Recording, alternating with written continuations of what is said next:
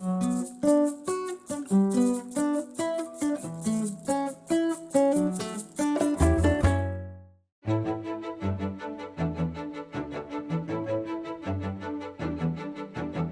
buenos días y bienvenido a otra edición de nuestro Impact Chat del Banco Interamericano de Desarrollo.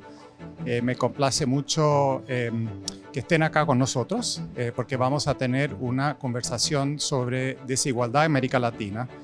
¿Por qué es tan profunda? ¿Por qué es tan difícil bajarla? ¿Por qué tan multidimensional? Y vamos a hablar sobre un proyecto de investigación que ha involucrado a más de 60 académicos, 3 instituciones, London School of Economics, Yale, Institute for Fiscal Studies y el BID, para producir 27 papers, 27 investigaciones específicas sobre este problema tan importante que tiene América Latina. Para conversar brevemente sobre este tema, me acompaña primero a mi izquierda el profesor Francisco Ferreira del London School of Economics y Marcela Eslava, profesora y decana de la Universidad de los Andes. Le doy la bienvenida a los dos. Muchísimas gracias por estar con nosotros. Vamos a arrancar con el diagnóstico, un resumen del diagnóstico. Y sé que el tema es complejo y va a ser difícil comprimirlo en el poco tiempo que nos queda, pero creo que nos pueden dar una idea por qué se aprendió con el diagnóstico que se realizó en este esfuerzo, estos estudios. Francisco, tú hablaste de desigualdad de oportunidad, desigualdad económica, desigualdad particularmente de poder. ¿Por qué no nos cuenta un poco sobre eso? Gracias, Pablo. Yo hablé de eso en términos también del hecho de que están relacionadas, ¿no? Y una enfatiza la otra. La desigualdad de resultados, la desigualdad económica, ¿qué es? Diferencias muy fuertes entre el ingreso, el nivel de educación, incluso indicadores de salud que tiene la gente. O sea, diferencias entre dentro de las poblaciones latinoamericanas muy fuertes. ¿Qué es la desigualdad de oportunidades? Es el hecho de que una gran parte de esas diferencias es heredada. Es heredada de nuestras familias, de nuestros padres, refleja nuestra raza o etnia, nuestro género, dónde nacimos, en qué país, en qué región. O sea, factores por los cuales uno no es responsable, factores sobre los cuales uno no puede hacer mucho, pero esos factores heredados reproducen y mantienen una gran parte de esa desigualdad. En términos de sistemas, eso incluye una desigualdad de acceso al poder que tú mencionabas. ¿Por qué? Porque, bueno, desde los tiempos coloniales y a través de los siglos en nuestra región, los que tenían más riqueza, más tierra, más minas, más acceso a riqueza, controlaban los gobiernos y con eso decidían los tipos de política que se podía hacer, y esas políticas en general tenían un sesgo a proteger estos privilegios que esta gente tenía. No es que fueran todos malos, no es una cuestión necesariamente moral, sino que en cualquier democracia o incluso en regímenes no democráticos, los que tienen acceso al poder suelen utilizarlos para mantener sus privilegios, y eso ha ocurrido de manera muy fuerte en nuestra región. Antes que pasemos a Marcela, un seguimiento acá. Tuviste un caso interesante de un conquistador y hicieron un estudio de sus descendientes. Quizás nos puede contar en un minuto de qué se trató eso en Costa Rica. Sí, esto fue un trabajo ya histórico de Samuel Stone, que fue publicado en el 75 sobre el historiador logró logró verificar los descendientes de este conquistador español, Juan Vázquez de Coronado y Anaya, que había llegado ahí en Costa Rica en el siglo XVI, y vio que, ya no me acuerdo todos los números, pero como 30 y pico presidentes de Costa Rica habían sido a lo largo de la historia descendientes de este señor, así como 300 y pico diputados, que es una manera de demostrar eso, ¿no? Que, o sea, que el poder político también se transmite entre generaciones. Muy bien. Marcela, hablaste un poco de los temas de las empresas. Empresas grandes, empresas pequeñas, empresas muy chicas y cómo ellas influyen en la desigualdad en América Latina. ¿Podrías elaborar un poco sobre ese punto? Bueno, mil gracias, Pablo, por la pregunta. Fíjate que cuando hablamos de desigualdad de ingresos de las personas, pues uno necesita pensar dónde se generan los ingresos de las personas. Y eso se genera en el aparato productivo, lo que normalmente llamamos empresas. Solemos pensar en la dicotomía entre las empresas grandes y las empresas chiquitas, y resulta que América Latina tiene la peculiaridad de que nos toca pensar en más categorías, nos toca pensar en algo como lo que tú dijiste, las empresas más grandes, las empresas pequeñas o medianas, piensa ahí empresas de 10 a 50 trabajadores, por ejemplo, y luego las unidades productivas chiquiticas. Si tú me preguntas cuál es la empresa típica de América Latina, yo te tengo que responder, es una persona trabajando sola por su propia cuenta, vendiendo algo, por ejemplo, en su casa o en un pequeño local o incluso en la calle. Así es que cuando pensamos en la configuración del aparato productivo de las empresas, para América Latina nos toca como repensar el foco, porque resulta que a la hora de entender la desigualdad y por qué es que tenemos tanta separación entre los ingresos de una gente mucho más rica y los ingresos de una gente mucho más pobre, pues vamos a tener que entender dónde se origina. Y la peculiaridad que encontramos en América Latina es justamente que tenemos esa enorme masa de mini negocios, muchas personas solas o personas trabajando en un negocio de 1 a 4 personas, algunas de 1 a 10 personas, y esa es la manera dominante de empleo en América Latina. 70% de los trabajadores de América Latina hacen sus ingresos en ese tipo de negocio. Y cuando pensamos en desigualdad, resulta que América Latina se caracteriza porque esas enormes brechas de ingreso en buena parte tienen un componente de una masa muy grande de gente haciendo unos ingresos muy chiquiticos y coincidencialmente los hacen en ese tipo de negocios. Entonces, a la hora de pensar en cómo solucionamos esto, nos va a tocar pensar en cómo logramos un aparato productivo que tenga menos esa caracterización, déjame llamarla trifásica, y nos mueva un poco más de empresas, de capacidades productivas hacia negocios un poquito más grandes. Marcela, voy a seguir un poco contigo y pasar un poco a ver soluciones. Algo dijiste sobre el tema de las soluciones, de las intervenciones que podrían hacer, digamos, para desplazar esa capacidad productiva hacia empresas un poco más grandes. Quizás eso pasa por políticas fiscales.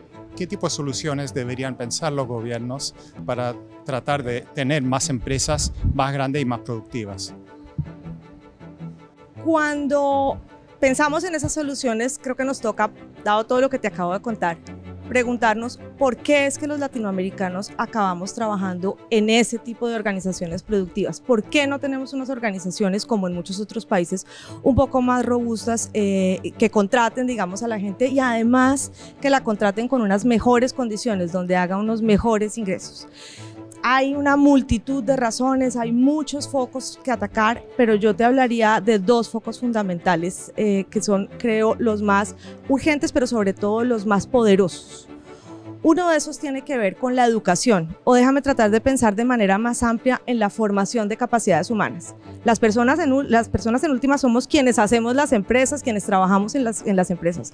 Así es que para tener empresas más productivas necesitamos mejores capacidades humanas, mejores capacidades en las personas para generar valor, para generar ingreso, entre otras cosas también porque como personas ahí hacemos proyectos de vida más satisfactorios. Entonces, un primer elemento es el sistema educativo o el sistema de formación de capacidades humanas. No solamente en cobertura, yo no estoy solamente hablando de que más niños vayan a la escuela o vayan a la universidad. América Latina claramente tiene un diagnóstico de baja calidad en el sistema de formación, de baja calidad en la formación de capacidades, no solamente de conocimientos, sino también de capacidades amplias, de lectura, de razonamiento, incluso de capacidades cívicas, y ahí hay un elemento muy importante. intervenir en esa área de manera masiva y de manera focalizada en las personas más vulnerables nos va a permitir transformar un poco esas dificultades de oportunidades de las que hablaba Chico hace un momento, porque es en la escuela en donde podemos revertir las carencias que vienen de la familia, de la escuela, en la universidad, en la formación para el trabajo en el largo plazo, incluso en el cuidado infantil. Ahí hay una primera área.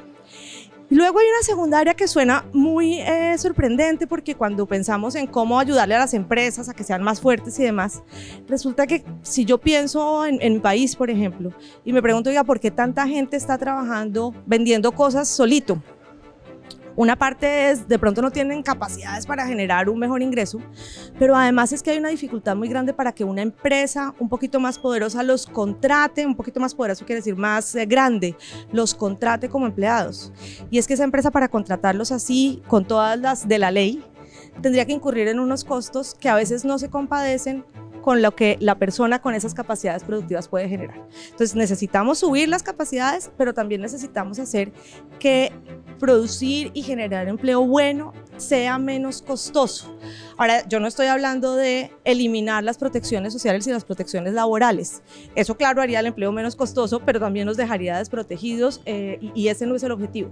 Pero sí de que pensemos en maneras de financiar esas protecciones que hagan que al mismo tiempo sea menos costoso generar empleo y además que esas protecciones sean más efectivas. Porque cuando hoy decimos, usted, por ejemplo, tiene derecho a una pensión cuando usted contribuyó a ella y su empleador contribuyó a ella, eso no solamente hace más difícil que usted lo contraten, sino que también hace más improbable que usted acabe siendo un pensionado.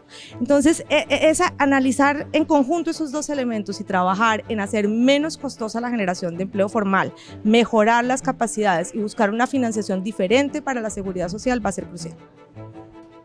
Muchísimas gracias, profesor Ferreira. De nuevo, en soluciones, quizás algo que pueda complementar lo que decía la profesora Alves sobre el tema de qué pueden hacer los gobiernos en este caso, quizás viendo el tema de las desigualdades de oportunidades y de poder y las desigualdades heredadas. Sí, bueno, yo creo, gracias Pablo, yo creo que lo que mencionaba Marcela es importantísimo y es lo que se enfoca en el mercado laboral, el mercado de trabajo, ¿no? De los dos lados de eso, digamos, está, bueno, lo que ella también mencionó de la formación de capacidades que va desde la infancia temprana, digamos, de cuando los niños están entre 0 y 5 años de edad, donde ya empiezan brechas en vocabulario y en cognición, entonces hay que invertir mucho en ellos, colaborando con y agregando a la capacidad de las familias. No es sustituir a las familias, obviamente, sino que contribuir a aquellas familias que tienen menos recursos financieros, históricos, intelectuales, de todo, para sus niños. Eso es una parte. Después, en la escuela, traer la calidad de las escuelas que Marcela también mencionó, pero traerlas de las escuelas peores. Tenemos también una desigualdad enorme entre la calidad de las escuelas y entre escuelas públicas hay algunas que son malísimas y hay que invertir, y no es cuestión de darle computadoras, o sea, hay otros estudios, hay mucho que se ha estudiado, las computadoras pueden ayudar, pero lo que es más importante son los maestros, la calidad de los maestros. Y eso es buena noticia y mala noticia. Buena noticia porque los maestros son importantes, ya sabemos eso. Mala noticia porque formar un buen maestro no es tan sencillo, ¿no? Entonces no quiero alongarme demasiado, pero hay todo ese lado de la pre-mercado de trabajo y del lado post-mercado de trabajo. Hay cosas que podemos hacer en términos de redistribución fiscal, cambiando un poco el equilibrio de nuestros tributos, que son principalmente indirectos, impuestos al consumo, pasarlos un poco más a impuestos al ingreso personal, que son muy pequeños en Latinoamérica de manera general comparado a otros países. Eso podría hacer todo el sistema fiscal un poco más progresivo. Y después, bueno, redistribuir un poco de eso, no solo invirtiendo de las maneras que mencionaba, pero también haciendo más redistribución directa, como hemos empezado con las transferencias monetarias condicionadas y otros tipos que no existían hace 20, 25 años, se puede hacer más en ese campo también, creo. Muchísimas gracias a los dos. Esto es una discusión fascinante, es una discusión de suma importancia, obviamente. Los estudios de que hablamos acá están disponibles en el sitio web, en nuestro sitio web del BID, así que los invito a todos a que lo lean. Van a ver la desigualdad de una manera mucho más completa de lo que podría haber sido antes y empezar una discusión importante sobre qué políticas públicas pueden servir y de qué manera y adecuadas a las realidades de cada país. Muchísimas gracias por acompañarnos en este Impact Chat en el día de hoy.